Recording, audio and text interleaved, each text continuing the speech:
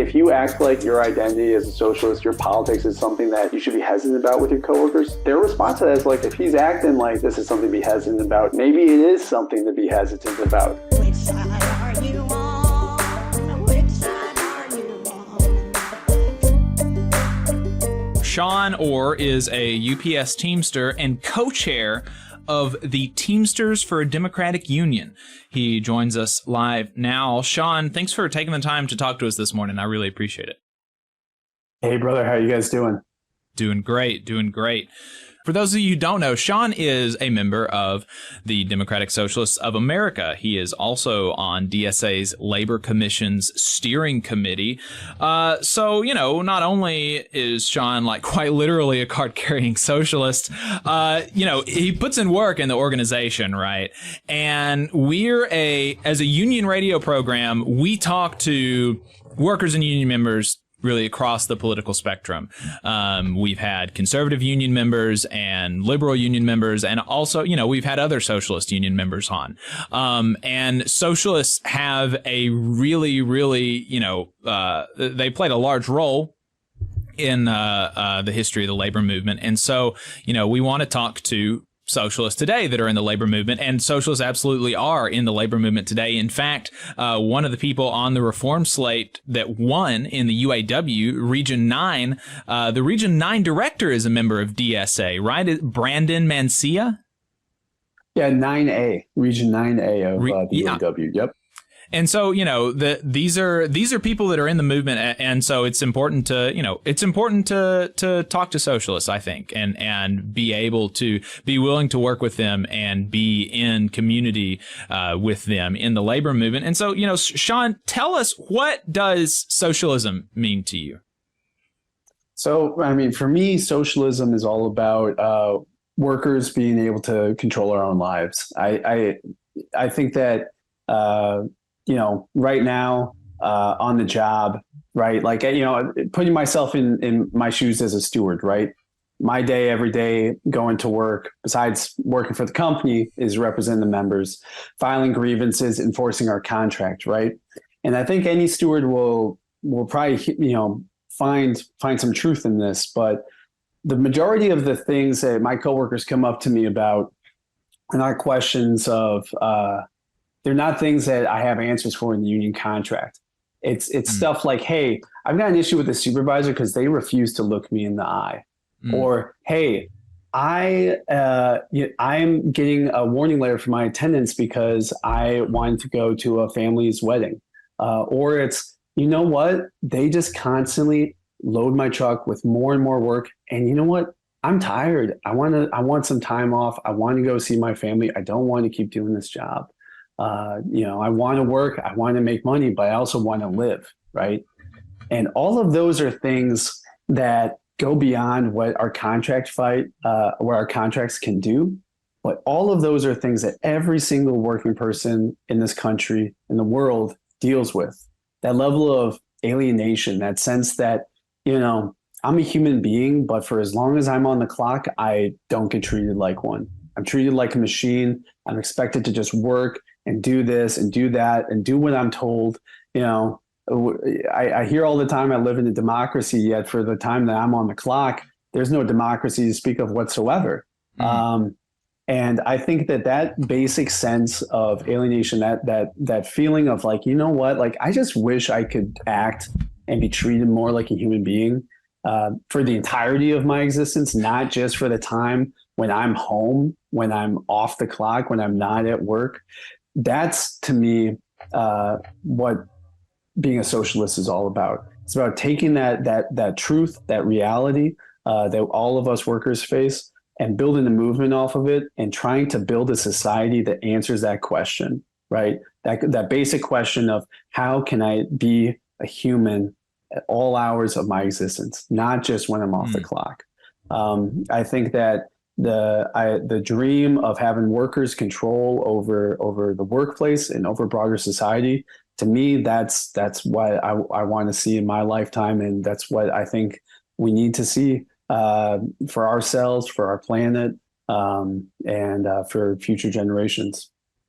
How did you become a socialist? Were you, something of like a red diaper baby, or was there a sort of transition? No, it was more like experience, I guess. So, I grew up in Wisconsin. I grew up in Milwaukee. Just another industrial city, Rust Belt, that had this big industrial base for a long time, and it was all unionized. And then because it was all unionized, the companies all pulled out. They all moved down south. They all moved to other parts of the world. And the city was kind of left hollowed out. But I came up out of, in that, right? And, growing up in a city where you look around and things, you can tell like things once were pretty good, but they're not anymore. It's like, wow, these are a lot of like nice houses that are around here, but they're all dilapidated. They're falling down. Wow, this was a huge factory. There must have been a lot of people working, but it's totally abandoned now, and it has been for 20 years. Kind of look around and you realize things were better maybe in the past than they are now. And then in a city like Milwaukee, you read about that past, and it's like, oh, there was a huge labor movement in this city that made sure that people had a high standard of living, and that they only worked 8 hours a day and they had a lot of downtime. That's why we have all these great public parks everywhere, is because people were able to go and spend those time in those parks. Oh, wow, look, this city for 50 years was run by the Socialist Party. We had a socialist government in Milwaukee that built those parks and that built all of these different public recreational facilities where workers and normal people could go and enjoy themselves. Wow, that's incredible. And then you look at where we are now and where things are, and that for me was like pretty radicalizing. But I think really the big push for me came in 2010, 2011 with Scott Walker becoming governor of Wisconsin, and Act 10 being passed in the state budget, which removed collective bargaining rights for public sector workers. Me and a lot of other kids my age, we all went down to our state capitol, where there was a uprising of workers. There was people who occupied the state capitol for weeks. I remember being out there in February, and there was a blizzard, and this is Wisconsin. This is a blizzard in our state capitol, and there is 100,000 people outside of the state capitol trying to make sure that the people who are occupying that capitol don't get hauled out by the police. This was a really incredible moment. And for me, and I think a lot of other Wisconsinites, my generation, it was pretty defining. Coming out of that, you're going to be a socialist for the rest of your life. Hey, 5 seconds. Just wanted to say that this is only possible because of our donors. If you want to see more of this, then consider donating yourself at tvlr.fm/donate. How does your, socialism inform your work as a unionist, and then vice versa? How does your identity as a unionist affect your advocacy for socialism? I think as a unionist, it keeps me always wanting to push for more, and never being willing to settle for less. I think that socialism belongs in the labor movement because it gives us a bit of a North Star. It gives us a direction. It lets us know that we should not and cannot accept the status quo. We need to always be pushing for more coming to us, not just in terms of money, not just in terms of benefits, but in terms of power, in terms of shop floor control. That for me is a missing link, I think, in the labor movement. We need that vision. We need that horizon that we can point to as like, okay, that's where we're going. I think that a lot of union leaders in this country today are fine with the status quo. They're good with it. They like their job. They just want to keep everybody hunky-dory, keep the company open, and keep the workers fine, and keep the pension from collapsing so you can go retire to a beach, right? They don't have any vision beyond that. They don't see themselves as belonging to this broader transformational movement of workers, of working class people for social change. And we need to change that. So I think that socialism brings that to the labor movement, and we need a lot of that right now. In terms of the flip side of that, I think that a lot of the socialist movement for a long time has been really sort of abstract. Like it's just been people's thoughts. It's been like, oh, well, what about this? What about that? Oh, I really liked what happened in this one country on the other side of the world 45 years ago. I'm going to just kind of like focus on that. Socialism became more of a historical society and more of a, like a debate club than an actual thing that was rooted and coming out of working class life. So for me, being a union member, being a shop steward, being a worker, that's the basis of how I enter socialism and how I enter the socialist movement. I think that we need to bring what people are actually going through every day. For me, it doesn't really matter. It really doesn't matter at all what you as a socialist think of the Constitution of the USSR in 1936, or who was right or wrong in 1960s China or in 1920s Soviet Union. Like that doesn't really matter. I want to know what you think about what's going on with your coworkers at your workplace right now. We need to root our politics in today. We can't get stuck in the past. We need to think about today to plan for the future.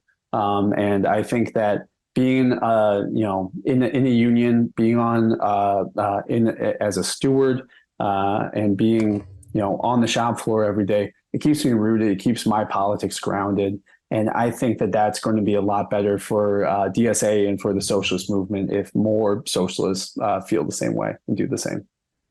How does your being a socialist affect your ability to perform your union work? Like how do your, fellow union members react to you being a socialist? Does it kind of impede your ability to work with them? Are they hesitant, or do they not care? Or what is that like? It's a tough thing because I think I might be a little skewed. I mean, I'm in Chicago. This is a pretty militant city. Workers in the city are used to like people being on the left, and I talk about being in DSA all the time with my coworkers. When my coworkers are going through a fight, how I sum it up as a socialist, and they agree with it. We might not call it socialism right then and there, but I think a lot more of my coworkers are socialists. They just don't realize it yet. So I think that my politics speak to people that I work with and are relatable.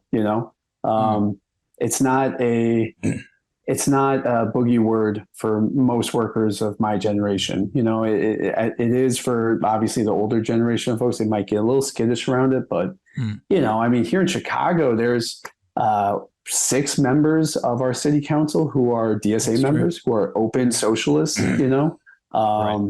Like I've got my coworkers who their alderman is a comrade. And they're like, oh yeah, you're in DSA. Okay, cool. Or, if a coworker is like, oh, you're in DSA, what's that? I'm like, oh yeah, like those guys, AOC. They're like, oh yeah, that's, cool. Like it's not, it's such a different moment than it was even a few years ago, especially since I joined the socialist movement. I mean, things are just, I think that there's a little bit of a sea change in that, and we got to embrace that.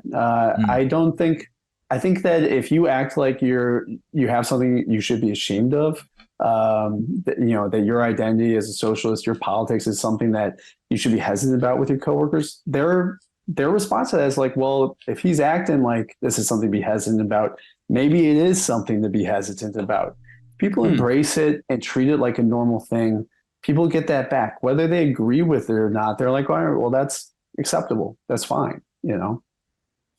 What would your message be then to those union members? Some of the older members in your local in Chicago, or union members of any age in Alabama who are hesitant about even being in the same union as a socialist, much less than being an active member or an officer or leader of some kind. I think my message would just be,